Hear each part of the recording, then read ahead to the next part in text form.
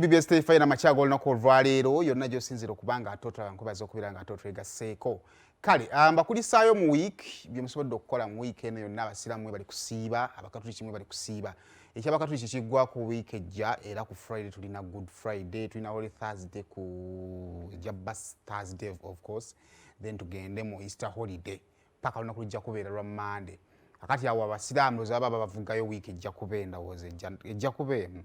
tuli munaku mmeka kati tuli mu 12 13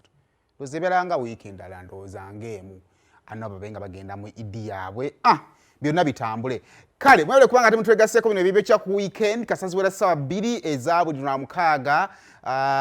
paka ssaawa 3 tuba tuyingirawo ne tutunulira bitambudde naddala mu entertainment world era mmwe abonna abakedde nga mugamba nti yakola bitambudde mu week of course ogenda banga obifuna wano tukuwa emboozi then ne tugenda ne munda waayo netwogera okubanga ate tumanya biki ebitaali mu mboozi ebyo nogenda omalizaako essaawa namba nga byonna obirina kale era nga bulijjo sigenda kulwawo ngenda tandikirawo okusobola okulaba eddala bitambudde mu week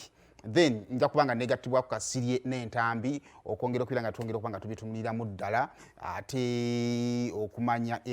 ebuziba waabyo kale kakati week eno munnange wabadde reshuffle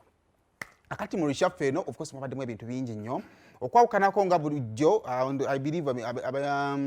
zimyensi bagenda bawa reshuffle erinda political world naye just ka highlight akatono I think tebakyusiza nnyo bantu tebakyusiza nnyo bantu naye ekyasinze okukola amawulire ene waffe y'omukulu Balaam eyafunye obwaminisita bwa gender era ng'ali in charge of bavubuka n'abaana eyo ministry atulaba oyinza okuba ogamba eministry kati baba akola ki ye ministry yayatiikire nnyo mu biseera by'owekitiibwa Nakiwala Kiyingi era ye ministry yemu omusumba Bugingo gye yatwalibwa n'abitebya ministry yemu Fresh Kid taata ne mama gye baggwera ne babitebya ministry yemu bangambye nti nno yawozesaako omukulu ameeya w'Ekyengera Walukagga ku nsonga z'abaana ministry yemu ne antifulu yagendayo ku nsonga za Simple Kete yagendayo I think bana yagendayo so ministry eyo yali eyatiikiridde nnyo n'oluvannyuma lw'ekitiibwa Nakiwala okugivaamu yakkakana kakati omukulu Balaam bagimuwadde olw'endowooza yaffe nti maybe mobilization mulungi n'ebifanaganako bwe bityo kati olunaku olw'eggulo oluvannyuma lw'okugonnomolwako ministry ekyabadde wali Katonda bw'akuyambanga munnange n'ofuna ku kirungi nga maama akyaliwo batata nga akyaliwo gw'osoosanga bw'ogulanga kamotoka osooka katwala mu kyalo maama n'omuvugamu batata n'omukola ki n'omuvugamu ne Balaam olwamuwadde obwa minisita n'agamba maama where are you maama najja n'asooka amwahaga n'amugamba mwana wange sooka obeera ku Balaam nga bamuyozaayoza okuba nga afuna obwa minisita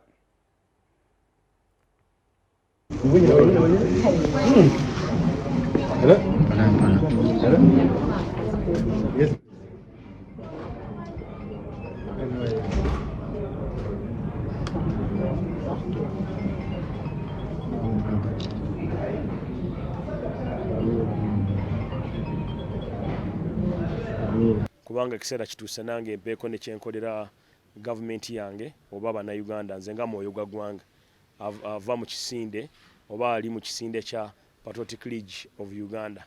so kutulondebwa ku bwa minisita balabye tuli bazanyi balungi tuzanye bulungi omupiira gwaffe mu PLU ne bagala bafuneko ba pro abazanyi obulungi bajje babayambeko okutereeza ttiimu eriwo so tuli happy nti omukulembeze w'eggwanga atukkiriza oba yatulabye n'atulonda ng'abamemba ba PLU abamu n'abantu abalala be yalonze okumuyambako okulaba nti manifesto ye gye yakola mu myaka 3 emabega etuukirizibwa mu gino emyaka 2 egisigadde so mu abavubuka abali eyo aba NUP aba DP aba CP ab'ebibiina ebyenjawulo muleete ebizibu byammwe nja kubawuliriza ate nja kubiforwardinganga wa mukama waffe appointing authority okulaba nti bikolebwako singa speaker wa parliament sister wange Honorable Anita Amonga akkiriza ne bakyusamuko katono nabagamba omuntu ayambala ebyayagala nze nandigendedde mu t-shirt yange kubanga ebintu by'amakooti bireeta ebbugumu biki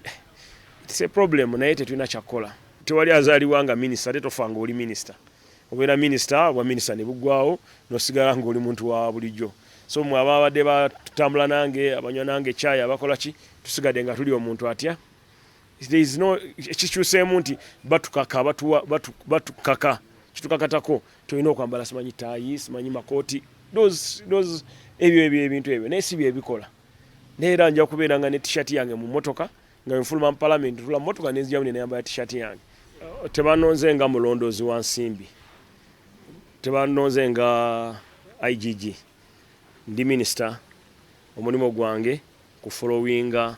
PS ne ba technocrat bye bakola okulaba nti enteekateeka za gavumenti zituukirizibwa so papasi yange mu ministry yange mwengenda okukolera ne ba minister bakama bange abali mu ministry eyo Honorable Beta Amongi n'abalala kutuula nga team ne tuteesanga bye tulina okukola ebivvulu is my business okubeera ne media houses is my business okubeera nti ndi mulunzi it's my business okulima ebikajjo is my business eno calling ya kuyamba gwanga ku servinga gwanga lyange ne business zange zina okusigalawo kubanga abaana bange balina okusoma abazadde bange balina okufuna eddagala kuba bwe bampa bwaminisita kitegeeza nti bagenda kulabirira abaana bange babalabirire babawe school fees no so egyo mirimu gyange girina okusigalawo. Oyo no Honorable Minister Balaam tetuboneebone nakyo Honorable Minister Balaam Baluhagale Honorable Minister tulina katukali hasinga Honorable Minister Balaam Baluhagale Honorable Minister Balaam Baluhagale kinyanga ekinatukalubiza nga president omwavuddewo ng'omulalaze His Excellency ati awo ng'oteekawo kusinziira ku gwowagira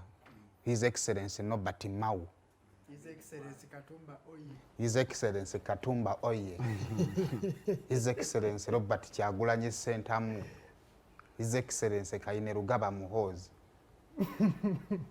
obati bwerinyumye muri haso sebo somge magala ffe tusirike busirisibu tulemebbeeko kye tukola kakati omukulu Balaam omuntu okutuuka n'awantu abatuuse